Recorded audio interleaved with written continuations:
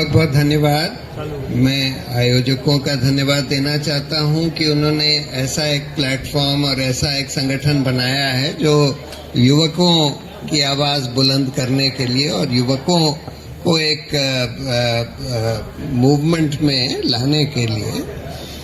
देखिए, नंदिता जी ने आपको बता दिया कि हिंदुस्तान किस संकट से गुजर रहा है।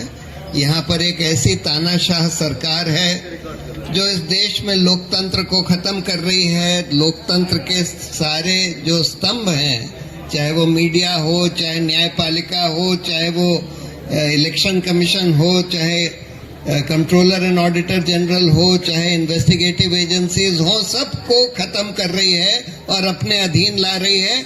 और शिक्षा का भगवाकरण और जिसको कहते हैं कि सुपरस्टिशन फैलाने वाला, झूठ फैलाने वाला, प्रोपेगेंडा फैलाने वाला एक इंस्ट्रूमेंट बनाते जा रहे हैं। यानी कि शिक्षा में और कम से कम यूनिवर्सिटीज में कोई क्रिटिकल थिंकिंग ना हो पाए, कोई जना कोई चीज पर सवाल ना उठा पाए, बस प्रोपेगेंडा ही चले, इस तरह की शिक्षा बनाई जा रही है। अब सवाल ये है कि हम लोग इसमें क्या कर सकते हैं, खासकर जो युवा लोग हैं उनका क्या रोल है। देखिए, आज इस देश में कई ऐसे आंदोलन हुए हैं जिसमें युवाओं ने ही अगुवाई करी। चाहे वो 74 के दौर में जो जयप्रकाश नारायण ने एक आंदोलन शुरू किया था, वो आंदोलन रहा हो जिसमें युवा ही ज्यादा इन्वॉल्व थे, चाहे ये भ्रष्टाचार विरोधी आंदोलन रहा हो। किसी भी देश में जब कोई बड़ा मूवमेंट और निर्णायक मूवमेंट खड़ा होता है तो युवा ही लोग उसकी अगुवाई करते हैं। उसके 2 बड़े कारण हैं, बल्कि 3 बड़े कारण हैं। पहला तो कारण ये है कि युवा लोगों को ही अपनी जिंदगी, वही सबसे बड़े स्टेक होल्डर हैं सोसाइटी के। हम लोगों की तो जिंदगी चलिए काफी खत्म हो चुकी है, लेकिन युवाओं की तो पूरी जिंदगी उनके सामने है। तो अगर इस देश में लोकतंत्र खत्म होता है, सभ्यता खत्म होती है, क्योंकि इस देश में सिर्फ लोकतंत्र ही नहीं, सभ्यता ही खत्म करी जा रही है। अगर खत्म होती है तो उसका सबसे बड़ा इफेक्ट जो है, जो खराब इफेक्ट है, वो युवाओं के ऊपर ही होगा। और दूसरी बात यह है कि युवाओं में ही वो एनर्जी होती है जिसकी जरूरत होती है कोई बड़ा मूवमेंट खड़ा करने की।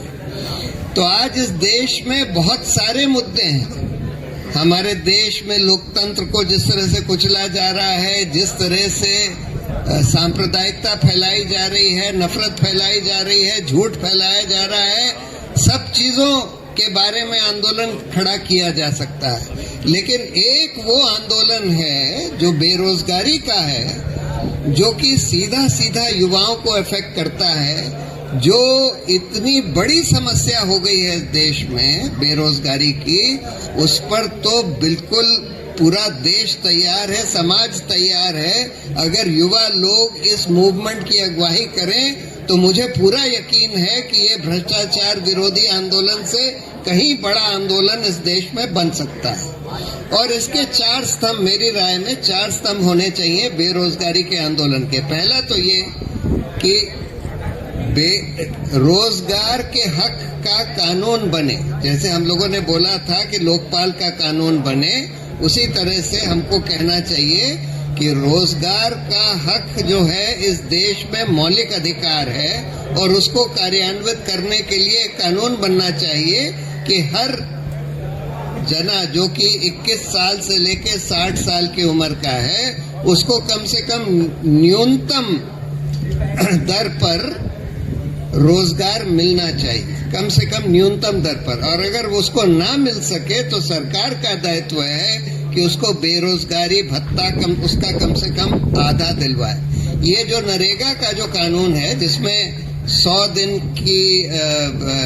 का रोजगार रूरल लोगों में, फैमिली में एक जने को मिलता है, उसी का ये एक्सपेंडेड वर्जन है। यानी कि हर जने को जो 21 साल से 60 साल की उम्र का हो, उसको रोजगार कम से कम न्यूनतम वेजेस पर मिलना जरूरी है, और नहीं मिले तो उसका आधा बेरोजगारी भत्ता मिलना चाहिए। बड़ा सिंपल सा कानून है, उसका एक ड्राफ्ट मैंने बनाया भी था, वो आसानी से उसके लिए आंदोलन चलाया जा सकता है। दूसरी बात, कम से कम 1 करोड़ सरकारी पद रिक्त पड़े हैं, सारे संस्थाओं में मिलाकर 1 करोड़ से ज्यादा, उनको तुरंत भरना चाहिए, ईमानदारी से भरना चाहिए। आजकल तो हम रोज देखते हैं पेपर लीक, ये वो, हर तरह की बेईमानी हो रही है। जहां जहां भर्ती करी भी जा रही है, थोड़ी बहुत बेईमानी से हो रही है। उसका एक युवा हल्ला बोल ने उसका एक वो बनाया था ढांचा कि किस तरह से आप रिक्त पदों की भर्ती कर सकते हैं ईमानदारी से। 6 महीने के अंदर उस तरह का हम लोग फॉर्मूला बनाकर दे सकते हैं कि भाई सारे रिक्त पद की भर्ती इतनी जल्द 6 महीने के अंदर करी जाए, इस तरह से करी जाए। तीसरी बात जो नंदिता जी ने जिक्र किया कि भाई यहाँ पर अंधाधुंध निजीकरण किया जा रहा है। देखिए, निजीकरण 2 तरह की संस्थाओं में बिल्कुल नहीं होना चाहिए।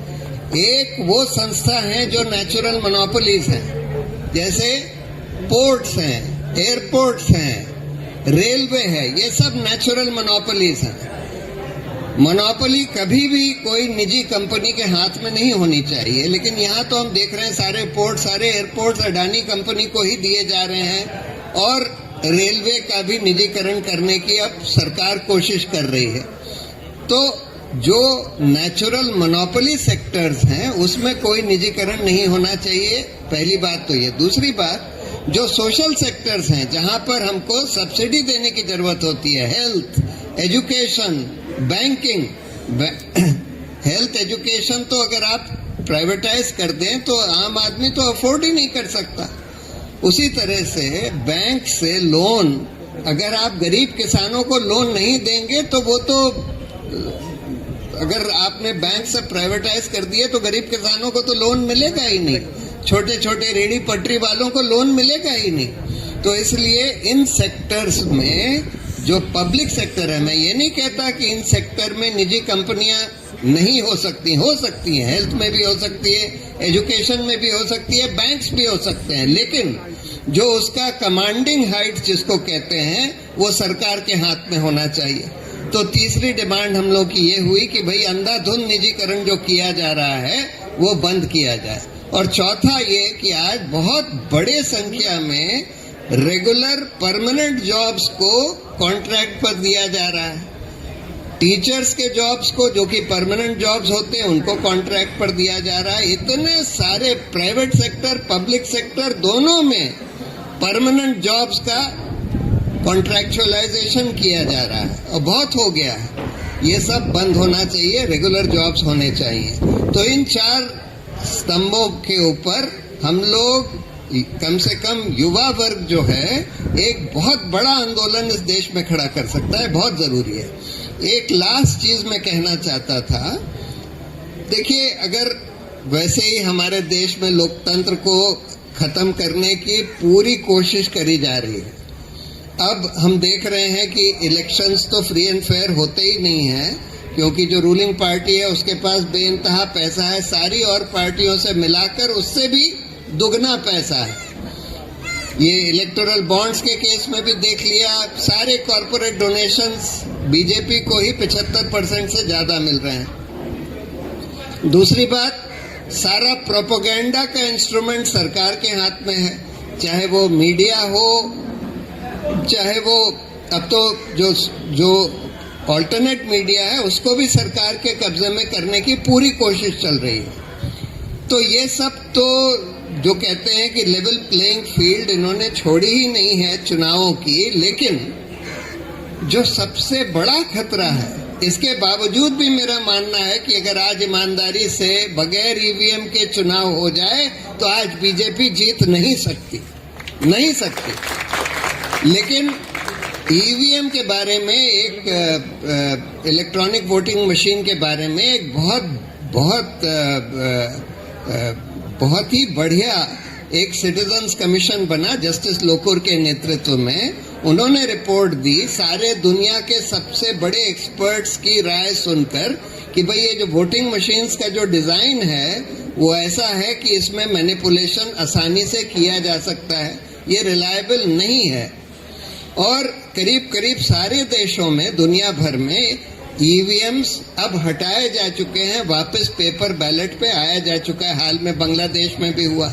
जर्मनी के तो कॉन्स्टिट्यूशनल कोर्ट ने फैसला देकर बोला कि इलेक्ट्रॉनिक वोटिंग मशीन नहीं लगाई जा सकती। लेकिन यही लोग पहले जब ऑपोजिशन में थे तो डिमांड करते थे कि इलेक्ट्रॉनिक वोटिंग मशीन्स को हटाइए।